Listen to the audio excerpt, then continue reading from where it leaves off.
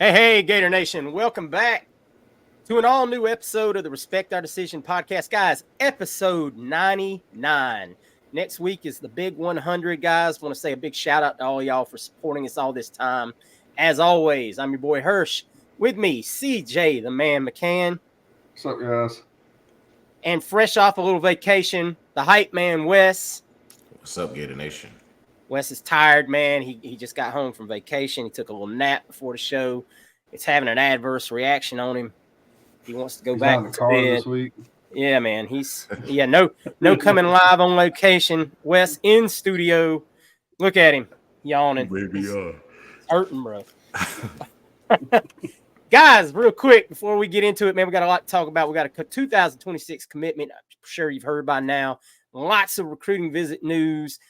Friday Night Lights is on the horizon. Not quite a big deal like it used to be. We'll discuss it briefly and why it's, is what it is now. Sadly, we used to have our Friday Night Lights special show and all that. A lot of that's been taken away from us, man. We used to have great things, and now it's not quite the same. But it still matters in the big picture. Not trying to diminish it. I know somebody's going to hit me up because I just said this and be like, Hirsch, you got to get on these 26 and 27 kids. I get it. But before we get into all that, guys, make sure if you're checking us out on the YouTube channel, this is your first time, maybe, or you've just been holding out. A lot of you are. I know you are. We're on the road to 4,000 subscribers before the kickoff of the season.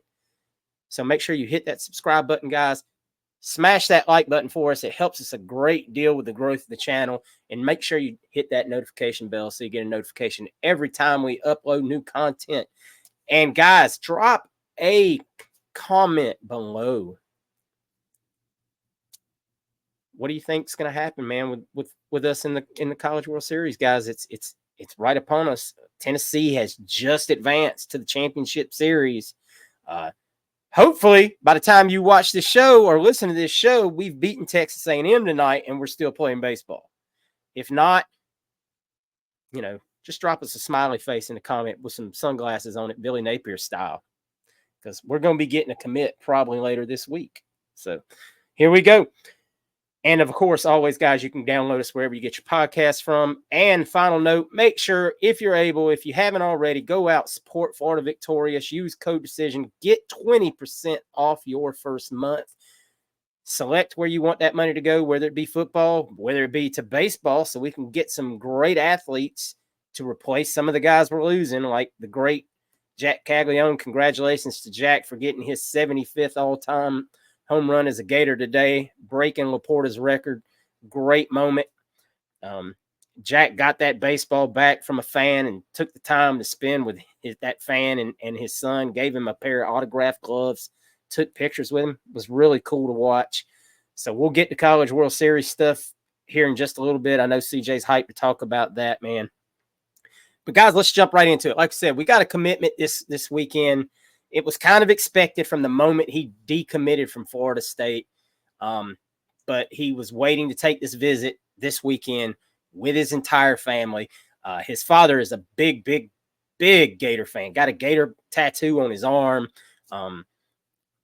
So I know he's a happy daddy this week, guys. Jaelen Seatbelt Waters commits to the Gators.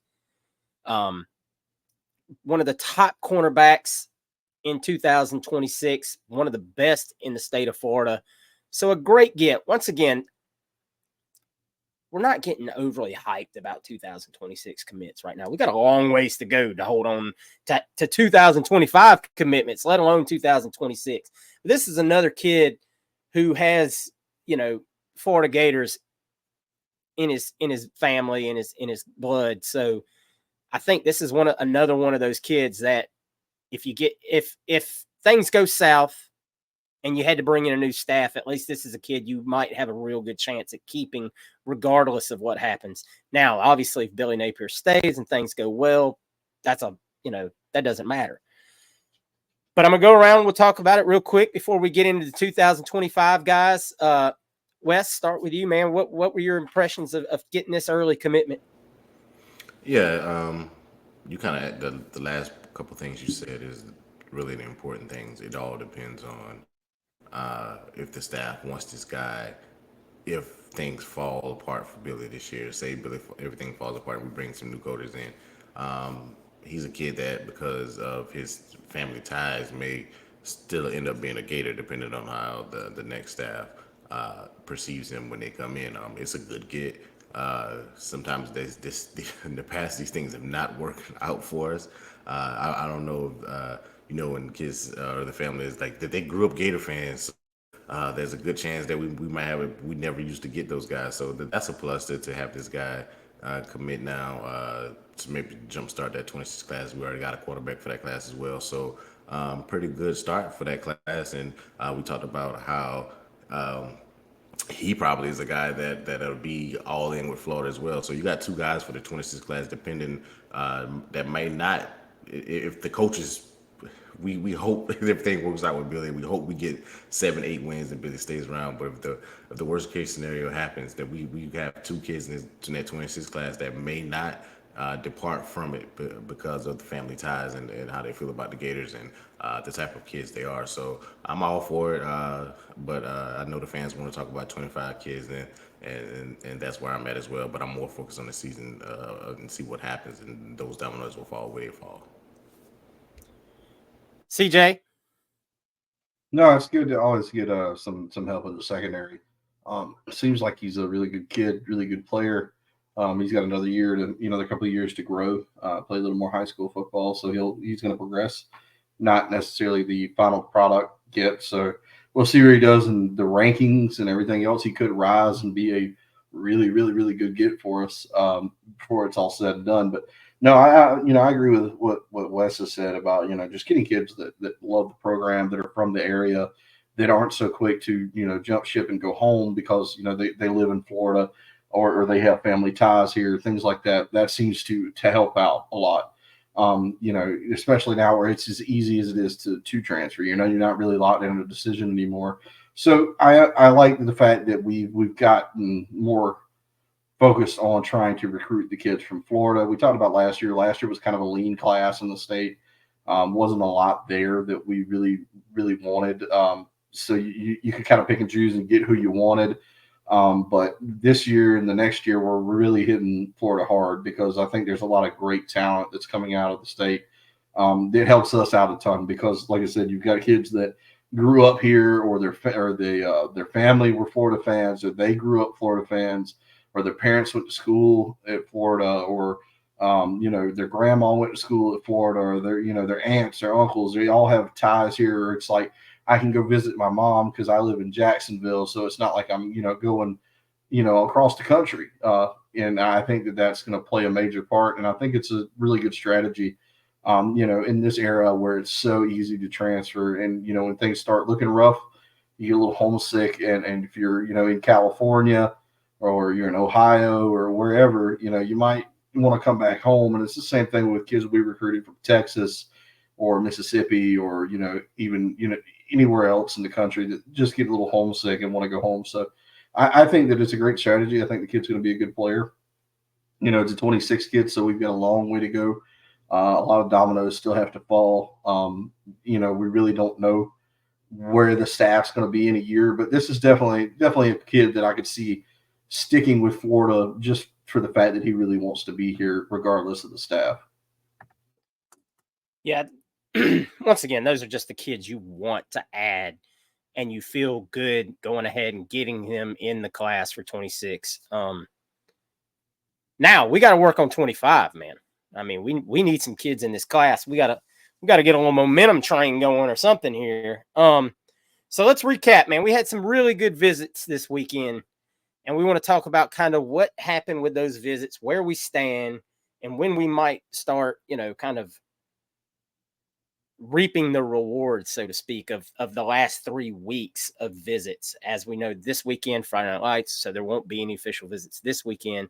So we've kind of wrapped the June recruiting bonanza, as you will. Let's start it off with the big dog that was in town, Vernell Brown III. Had his dad in town with him, his grandfather. Man, I'm telling you, it was awesome to see. He took a lot of great pictures with his family. You saw tons of guys tweeting at him, talking to him.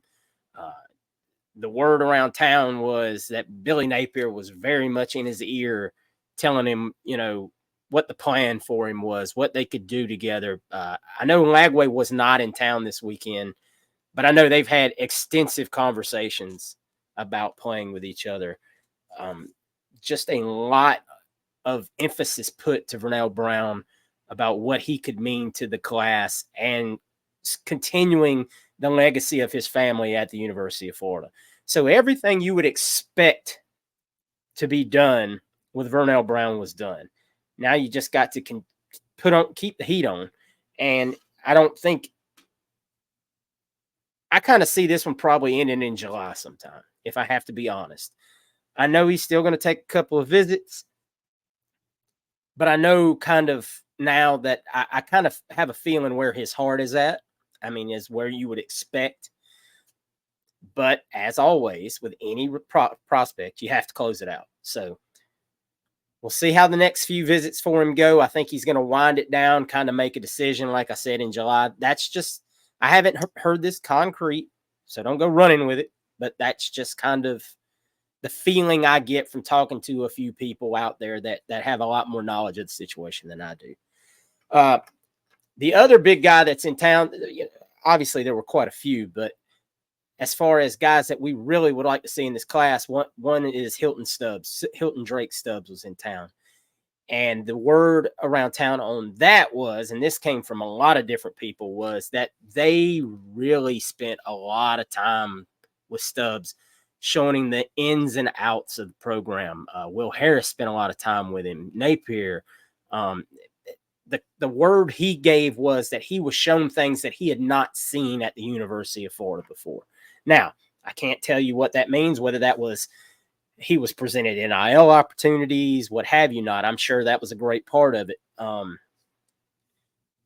But he was really a lot of emphasis given to Hilton Stubbs. Now,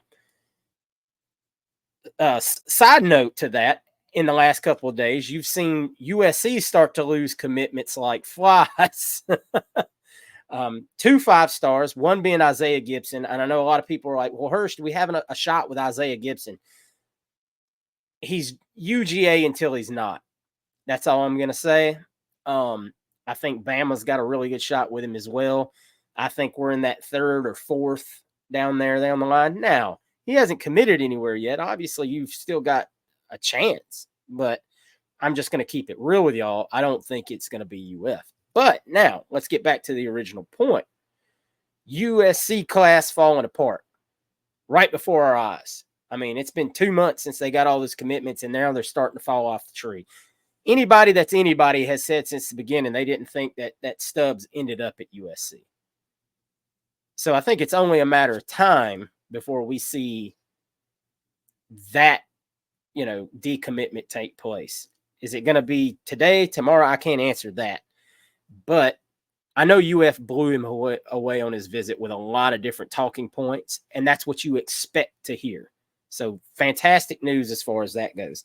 While we're staying in the safety room, Lagonza Hayward, safety out of I forgot where he's at. CJ, he's a Georgia kid, is he not? Georgia or South Carolina? CJ's usually my reference guy. Yeah, I thought he was. I don't know why I thought it was South Carolina, but I was thinking it was South Carolina. Maybe that's because it's the other team that's in there for him. Hold on, I should know this. We're not prepared today, boys. Here, I got it right here. I've been watching too much baseball. Lions, Georgia, Toombs County. Toombs. Okay, yep. So, anyway, as we got way off track right there, unprepared, terrible. Kid had a fantastic visit. Came out of the visit, said we were the #1 school. He's committing in July. He's got a commitment date of July 27th. Said UF is his #1 school. South Carolina is kind of up there. UGA is kind of a distant 3rd, which is kind of surprising. This is the number 95 prospect in the country. One of the top safeties in the whole country. So, obviously, you want to fill that safety room. We've talked about it ad nauseum that we need some depth at safety. We got some upperclassmen that transferred in. You've got some guys that are still young, but now they're going to be upperclassmen next season. You need to get that next level of talent going underneath them. Stubbs, Hayward would be a fantastic addition. There's another one, and I can't remember his name either because I'm doing terrible. What? Bryce Fitzgerald, believe it was. Yeah, Fitzgerald. Yeah. And they feel really good about Bryce Fitzgerald as well.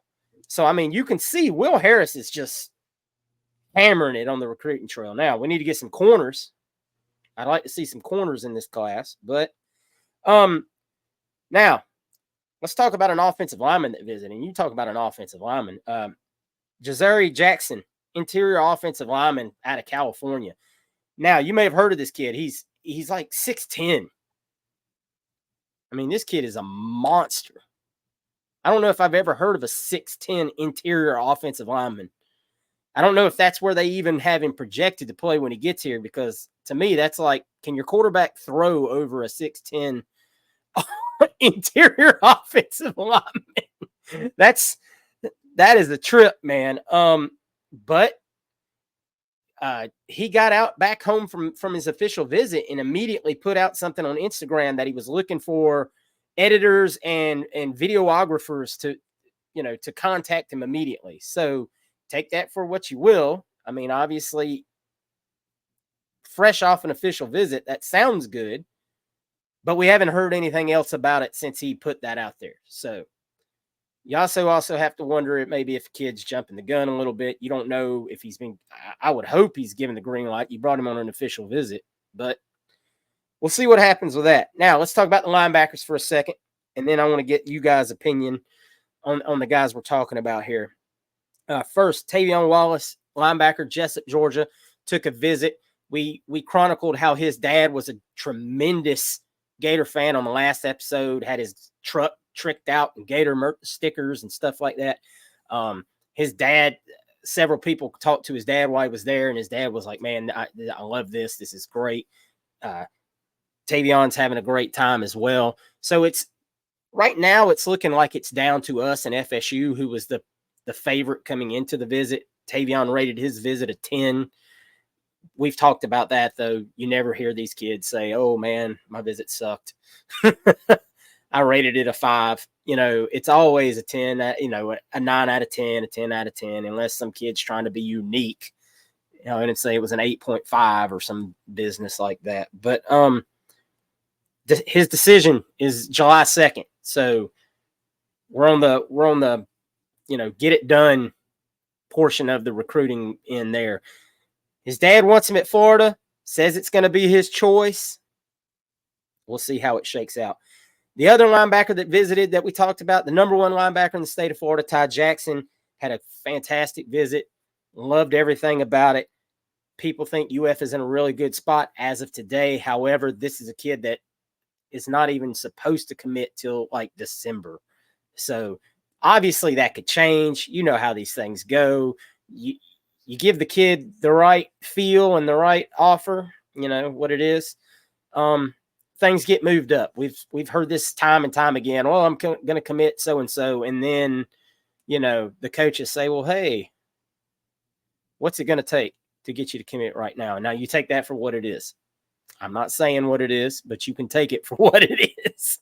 So guys, CJ, I'm going to start with you, man. What really stuck out to you about this list of visitors and do you get a good feeling of how it went? Yeah, I think again, we talked about it a lot. It's just like, none of these kids are going to come out and say they have a bad visit. I think it helped us a lot in certain areas with other kids. I think that some of the kids that were kind of a hit or miss, have left feeling a little bit better. I think that, Florida's doing a great job of making sure that you get these kids on campus and try to quell some of the rumors and some of the uneasiness that these kids might have based on what they're being told by other coaching staffs, as far as the staff security and things like that. Just try to see if you can ease them a little bit, because they're kind of worried about that. Obviously, when you're getting told by every coach that comes into your living room, you get worried about that kind of stuff, if you do want to go to Florida. So that that's great. Of course, Renell Brown would be a big get for us. I like where we stand as of right now. I think we're in the driver's seat there. It would take something pretty drastic, I think, to change it. Of course, they've seen it before, so you know, things happen. It's recruiting. It's fluid. We could wake up tomorrow morning and feel completely different. Um, Tavian Wallace is a kid that I really like, coming from Wayne County, Jessup, Georgia, where you're one letter away from Jesus. Uh, uh, just a great program up there in Wayne County. They've done a good job in the last few years. I think he would be a big get for us, just to really shore up some more linebacker help. I'd hate to see us go back to where we were prior to this big linebacker haul we got, of not having anybody, the room being really, really empty, and there not being guys there, and you're playing a lot of guys who played defensive end in high school coming in to play linebacker, and you're really trying to like get them to learn on the fly, and they're not really comfortable with the position. You want to keep getting some more kids to come in that you feel like can play linebacker at the next level. That's super important. We're doing a good job, I think. We make I understand, it's kid's choice. Dad's definitely going to be in his ear. Dad's, if we know Dad's, he's probably going to be like, "Look, son, it's your choice, but I'd really like to see you go to Florida." And I feel like he's not going to make his kid do something he doesn't want to do. I think most parents, are smart enough to let their kid make a decision there. But Pops definitely has, definitely says some stuff to him. I'm sure, just he knows that his dad's a big Florida fan, and that means a lot to some of these kids. So we'll see where we stand with all that. Of course, a 6'10" offensive lineman, that would be awesome. I don't think any of us would be disappointed with that. Like I said, I don't know how he's going to play offensive guard or center. I don't see that being a. I don't know how you get that guy to bend over to snap the football and not be across the line. I don't see I don't see how that would work. Um, so I think I think this, depending on his arm length too. He's a big tall guy. I can't imagine he'd have short arms, but I want to see what the staff thinks of him. I'm sure they probably might think he could play offensive tackle at the next level. So we'll see what happens there. But a guy like that, 6'10", there aren't many of those guys walking around, and sizes and everything, but it definitely helps, especially when you're talking about the trenches. So yeah, I think that we're doing a good job as I expect us to do. I'm still, of the mindset that commits will come later. I think we'll get a whole bunch of them at one time again, like usual. I think that they've been pretty consistent doing that. So as bad as it might look right now, I think that we just got to be a little patient here and let them do what they're doing. Because, like I said, if there's one thing the staff has proven to me they can do, it is recruit. They can recruit at a moderately high level. It's not like I'm just terrified of finishing 20th or anything like that. If they go and they play football and we win some games in the fall, I think they can take care of recruiting. I don't think that they have any deficiencies there. So I think it's just time to be patient. Let's just see what they have to do. And again, I think enough of us are more concerned with the fall and the results on the field in the fall that I think we're more apt to give them some patience this time around, as opposed to we were the last couple of seasons. Wes, what stood out to you, man, and how do you foresee these guys shaking out? Well, we talked about Brown last week as a can't miss prospect and somebody to get, DJ a top of the line guy as far as wide receiver, and you know, according to everything we heard, everything we read, that staff opened up the red carpet. This is one of those recruitments I think we talked about that Billy himself is going to have to step in and do some recruiting, and not just leave it over to Billy G. So hopefully we locked everything down. Hopefully those family ties and all that stuff works out for us in our favor, and we get DJ a guy in. So I'm very, very high on.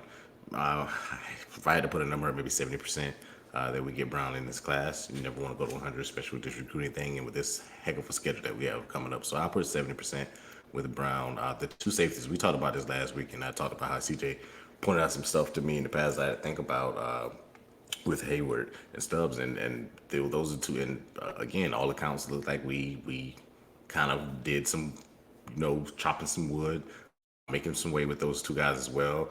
We need those type of guys in this class, in this secondary. And Harris has been a pleasant surprise as far as I think we all talked about his energy when he first touched down in Gainesville and the things that he was doing, being a young guy and the way he can maneuver and do things on social media and all that stuff that is attractive to the to the kids because he's not that older. He's not an old guy, and in this day and age with NIL and all that stuff, you kind of need those guys to, as far as young guys on your staff that can relate to these kids, that can speak their language, and it's full of energy. And Harris seems to be that type of guy. We talked about him in spring practice and the things he was doing there with the drills. He can still do some of those things because he's not far removed from the game. So big shout out to Harris and the things that he's doing as far as recruiting those safeties. And we need those type of caliber guys in not only his class but in our locker room. So but the 6'10" guy, maybe he can block some extra points and field goals. I mean, if he's 6'10", he's not just gonna be playing guard or something. Maybe he's gonna be on the punt block, not the punt, but maybe even the punt block team as well. But I don't know if he can get back there. But the field goal block team, he'll definitely have a play up front on there playing some defensive tackle trying to push through and putting his hands up. I would love to see that. He might lead the nation in blocks, so that is good. And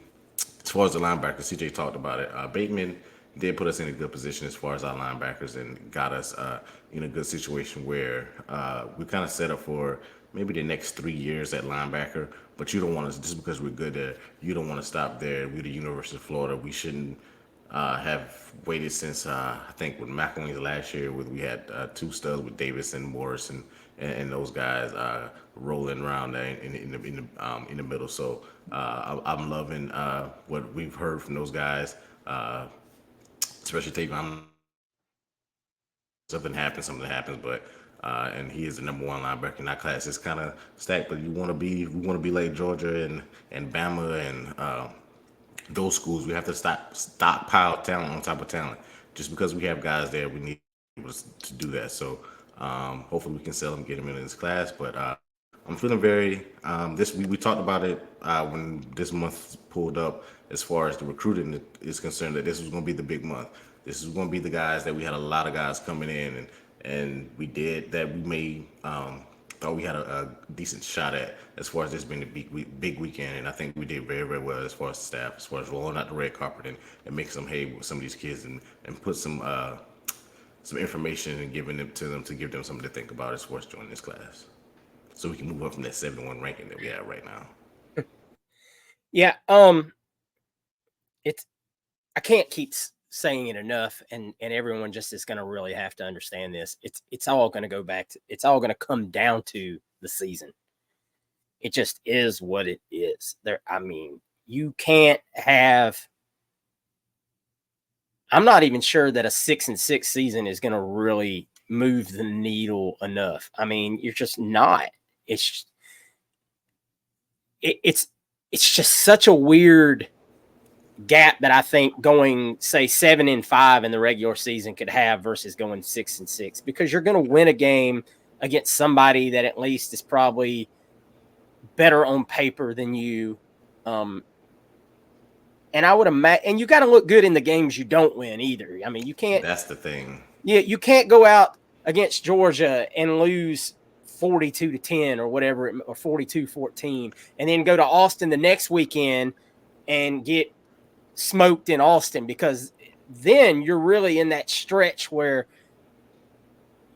morale is going to drop and recruits are like, yeah, look, I could go to Georgia or I could go to Florida where they're getting smoked by, you're just going into that stretch right there where you have to show improvement. And I'm not saying you have to win all these games. We've said this over and over again. You have to show improvement. We need something like a 34-21 loss to Georgia. We don't need a loss at all to Georgia. I mean, you know what I mean. I know. I will win, damn it, Wes. We're going undefeated. Y'all know I'm going to pick us to win in the game anyway, so don't talk. I'm going to pick us to win, so you know what I mean when I say that. No, but if I'm saying is, if you lose to Georgia, 34-21, they pull away late. No, maybe a 10-point game or 10 or under. You go to Austin next week and maybe you're within 7-8 points late in the game. Whatever look, I know somebody's going to get down on me for saying we might lose those games, but the truth is the truth. You should lose those games. I don't care. But but I'm not saying we're going to lose to LSU or FSU, because I think we have a really good chance of beating either of those teams today as it stands, all things being even, no injuries, all that great stuff. Even at FSU at the end of the season. I mean, all things considered, stacked up on paper, I think as of today, we should win that game. I think we should win a lot of the games we play. I don't think as of today, right now, the 19th of June, that we can beat UGA and Texas back to back. And that's fair. Nobody should say that. And Ole Miss is the other one I throw in. Everybody else, I feel like it's coin flippy. Ole Miss at home could go anywhere. Yeah. I mean, it depends on what Ole Miss's season has looked like up until that point. That's one of those teams that's got a bunch of mercenaries on it, to me. And if they have a couple of bad games, that's one of those teams that could fall apart, because there's a lot of egos in that room. Mm-hmm. I mean, we know one of them, and we know what he's like when things go south. That's a good point. Those are things that in the NIL era, you have to, in the transfer portal era, you got to start thinking about. You start putting together a locker room full of mercenaries. They may not be that tight if a couple of bad things go down. Because then you start thinking about, well, you know what? I might save myself for the draft. Yep. Now, with the expanded playoffs, things change that a little bit too, though, because you might still have a shot. So, you have to keep all things in perspective.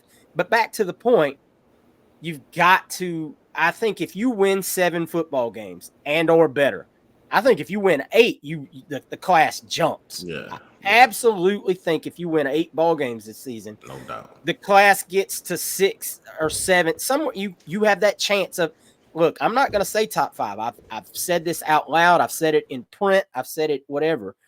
I don't think under the current format, all things being equal, UF can get a top 5 class because, UJ is UGA. Bama's still recruiting at an unbelievable level. Ohio State is spending money that's not even comparable to what we're spending.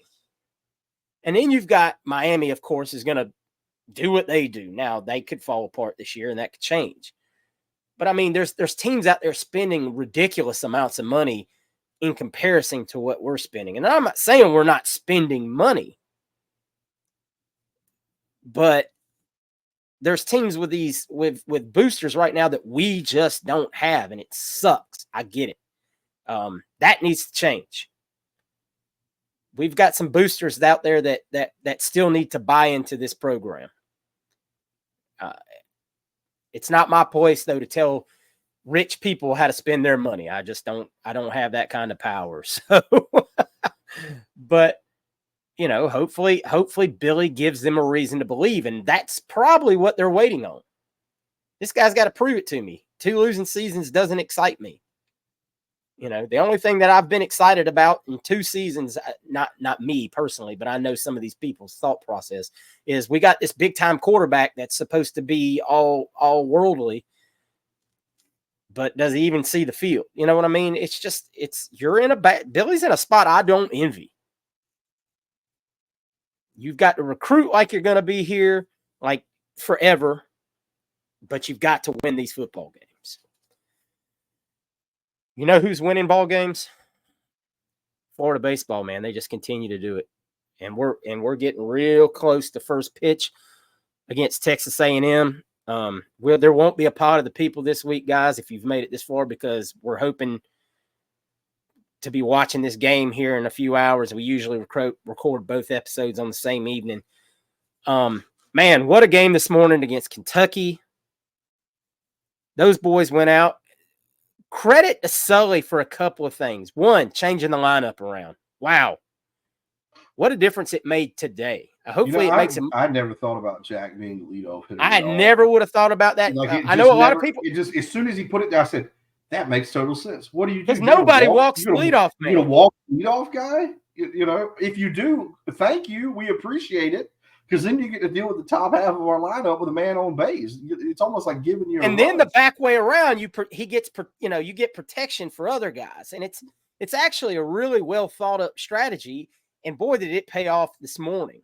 Now, Texas A&M got a little bit of better pitching staff, but our guys right in off a game this morning. The bats felt hot.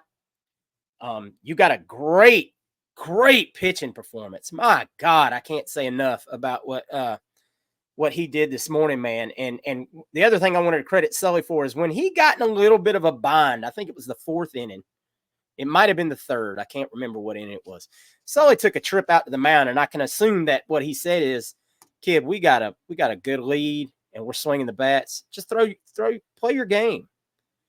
And the kid struck out the next two batters and walked off the field fired up. Gave us 5 innings. I mean, he gave up that home run right there before the end of the fifth and made it 9-4. But the bats picked it right back up. That was his first win of the year. That's insane. Yeah, you get Pierce Capalla. Pierce is a guy that I have talked about a lot on the show.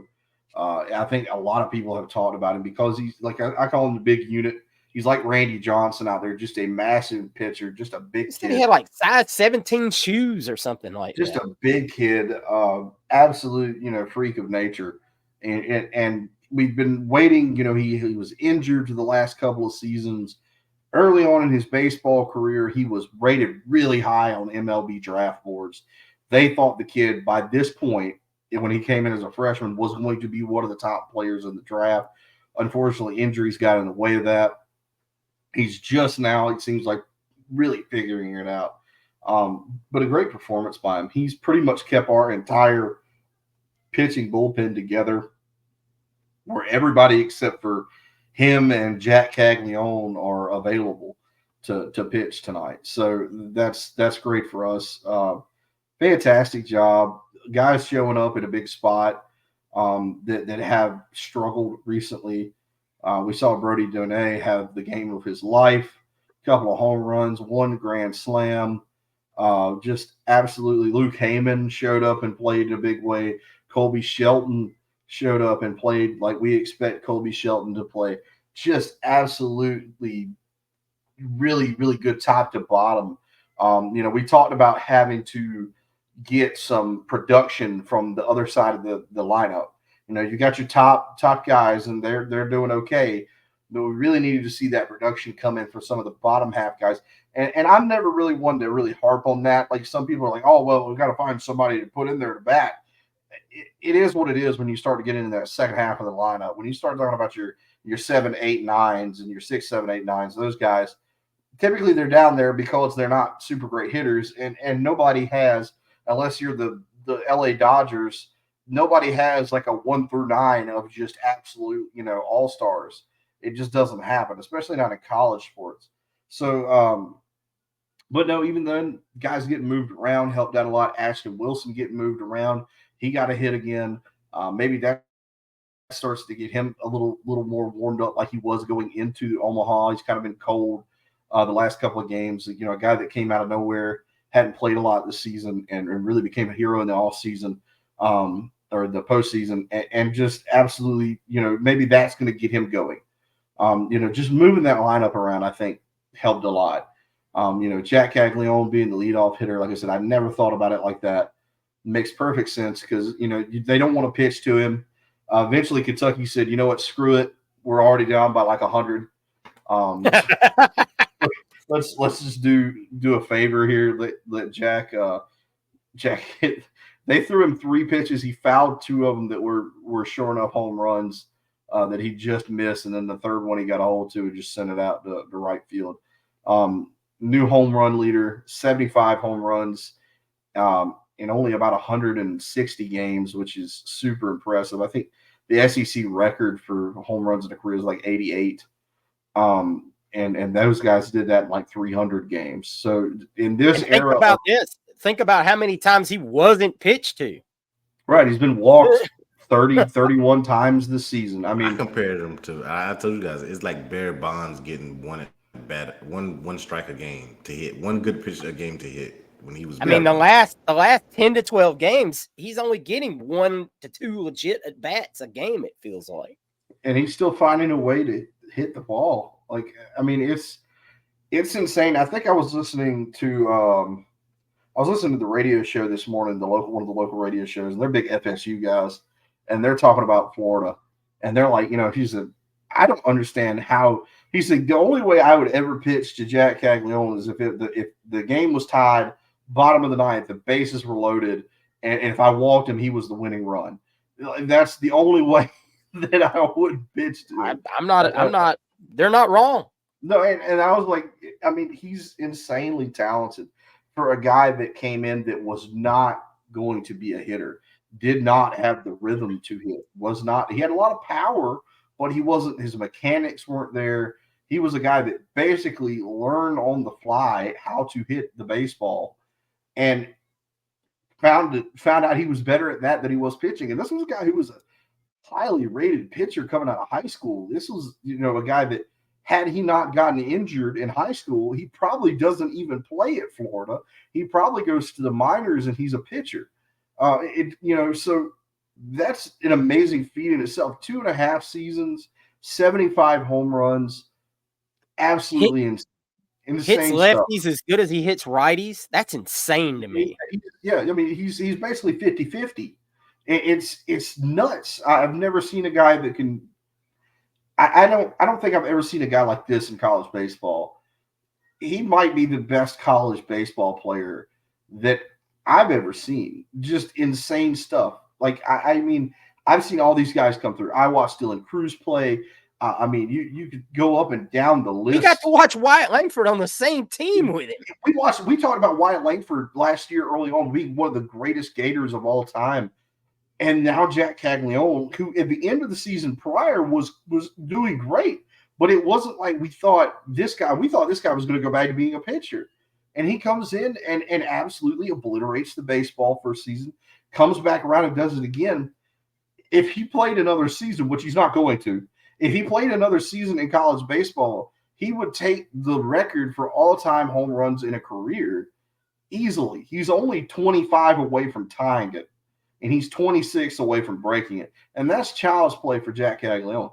He could do it. He could set that record and put it in the dust.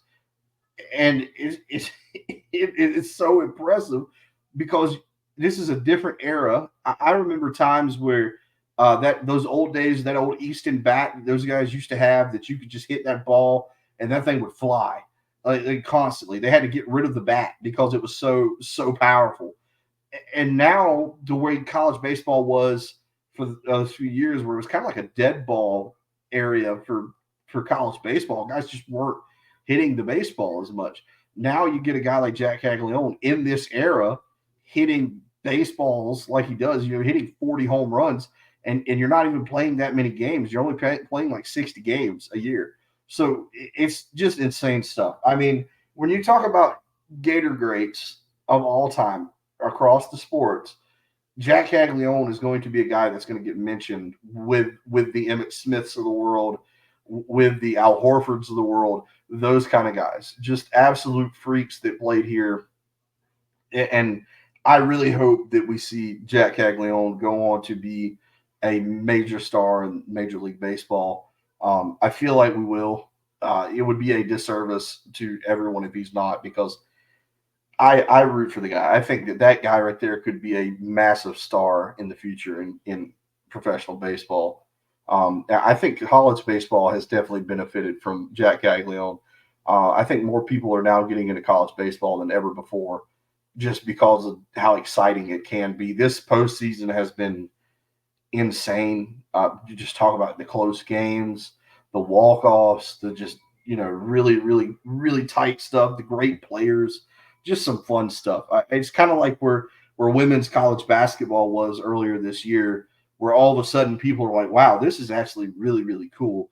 I think that college baseball is about to take that step to where people are like, wow, this is really, really cool. We need to be more into this than what we are. And I'm excited for that. I think people really need to watch more college baseball because it is so much fun. think about just and this year alone, man, there's been some really, I mean, outside of Cags, there's been some really, Oh, really there's great players. talented. Charlie Condon is an amazing player. Condon, Moore at Tennessee, the lead, he is an amazing baseball player. Billy Amick at Tennessee, Matt, a great player. Tommy White at LSU. These guys are studs. Like they have some absolute studs. Petrie at South Carolina, Tebbs at Florida State. Just great players. Just some really, really fun guys to watch. If you're a baseball card collector, you need to be watching college baseball. College. I've learned more in the last 2 years. Buy Jack Caglianone stock now. Yeah, when that first Bowman hits, you better be eating that card up because they're still projecting him to go like 5th in the MLB draft, and I can't wrap my head around it. I can't wrap my head around it. I don't care. The farther he falls, the happier I am. Let him go to a really good team and a really good organization. I hate to see him end up. I want him to go to Colorado. I really want him to go to Colorado because I want to see how many home runs he'd hit this season. Yeah, he can go out there and hit those things 550 feet. All I say is I pray to the baseball gods, please, baseball gods. I say this every night with my nightly prayers. I pray for my kids, and I go, please don't let Jack get drafted by the White Sox, Lord, please. Oh man, because It just right. He'd probably be in the majors before the end of the season. They'd Bob Horner him right to the majors, and yeah, the White Sox can seriously go. All right, he's like, all right, well, I'm going to play Double-A ball. No. You're batting third. You're batting right behind Lubob in tonight's lineup. We're playing the Guardians Wednesday. You're in the lineup. We got to go. We don't. Have time for this. Eloy Jimenez is hurt again. You're starting. Get in there. All right, Gator Nation, man. Go, Jack. Support those Gators tonight. You won't probably watch this show until tonight's game is over. So hopefully we're playing ball tomorrow and with a chance to go to the finals against Tennessee. That would be sweet, especially if we could win the whole damn thing when we weren't even supposed to be there. Remember, we're playing on house money. All of this is house money. It's house money. Absolutely. So don't get upset if something doesn't go our way. That's what my final message of this episode is. If it doesn't go our way, I understand the initial part about being upset, but remember, we weren't even supposed to be here. 3-4 weeks ago, everybody was like, "This team sucks. It's an bunch of underachievers." The guys out there saying, we need to have a conversation about Sully and all that business. And look at it now. This is what you play for. You don't play for for Wednesday games. You play for. No, if we played for them, we'd be in a mess. You play for June games. Okay. So that's right. Absolutely. Enjoy it. Enjoy another run. In May, where this team is now, we wouldn't have believed it, but these guys have done a great job. This has been a lot of fun. Baseball is just a lot of fun. I really appreciate it. We've watched history. We've literally watched history with Jack Caglianone, and that's something we can all. Hopefully, he gets to extend it a little more. Yeah, I hope he just leaves Matt LaPorta's record in the dust. He hits like 5 against Texas A&M or something. Yeah, he's getting pitched to that much. Let's not kid ourselves. You're gonna have to hit one of the reach out and hit one or something, or hit one off his shoe like he did a few weeks ago. Guys, that's gonna do it for this week's episode. We'll talk a little bit about Friday Night Lights next week and what happened and what it means. Sorry, we really just kind of skipped over it, man, because it's just kind of not that big of a deal anymore. It's a 7-on-7 camp for 26 and 27 kids. And like we said, right now we want to talk more about 25, 26, and 20. I'm not going to say 20. A few 25 kids won't show up because they absolutely will. But right now, man, we're just focusing in on these 25 kids. We got some announcements coming up here shortly. Micah Jones will be committing on Friday. Gelsey, the other tight end out of Jacksonville, will be committing next Saturday. So we could have a couple of commits by the end of the month that we know about, and maybe someone else pops in between. So got some good news coming. We just, got to be patient with it because I know we're not. We want good news, and we want it now. J.G. Wentworth. CJ, what do you got to add before we get out of here? All right, we got a baseball game to get, but you guys know what to do. You've known this. You've been around long enough. You understand. Go check out the Twitter. Check out the Facebook. Check out all the podcasts wherever you get your podcasts at. You guys all have your own app. We're on it. I promise. So check us out there. Use our code Decision Florida Victorious. Use our link with Alma Mater. Go get some stuff for the 4th of July. They got some red, white, and blue stuff over there with the Florida script. So check that stuff out. Check out the Jersey program, NIL, all that jazz. Make sure you support the Gator athletes with those purchases. If you forgot your dad on Father's Day, make up for it. Go buy him a whole bunch of stuff. Hopefully you didn't do that, but if you did, go make it right. Get him some Florida Gator gear. But no, check out the Facebook group, Facebook chat. A lot of stuff going on in there. We're talking about baseball every day. We're talking about recruiting. We're getting closer to the season. Things are starting to heat up. It's that time of the year as we finish out all our summers and get ready for August when football is finally back. So we're on the horizon. So keep up with the chat there. Thank you guys so much for supporting us as creators. We really appreciate you. Next week, 100 episodes strong. We're doing a great job there. We appreciate you guys who have been with us since the beginning. And help us get to 4,000 subscribers. That would mean a lot to us by the time we get football season. We kick off against the Hurricanes. Yes, sir. Wes, take us home tonight, buddy. Yeah, appreciate all you guys, as CJ just talked about. We thank you guys for all your support. Continue to listen to us. In a baseball note, the great, probably one of the best top five baseball players of all time passed yesterday in Willie Mays. R.I.P. Willie Mays. One of the greatest catches ever. People talk about that's a Willie Mays style catch. I think when the kid last couple weeks ago from Clemson, well, last week Clemson made the catch. It was called the Willie Mays because of that. And I didn't know until today when they were talking about him that he missed 2 seasons. He probably would have broken Babe Ruth's home record, but he missed 2 seasons to go serve in the military. So, just a great guy. Talk about how humble he was and the stuff, of course, he went through back then. So to continue to play and persevere, and just shout out to him and his family and recognize him. I'm a baseball guy as well. So shout out to Willie Mays. And as we conclude here and celebrating our 100 show, we got to get the likes and the views and the subscriptions up. So you guys that do listen, go ahead and do all that stuff for us. And as always, go Gators and happy Juneteenth. So, thank you guys. Go Gators. Go Gators, baby. Beat A&M.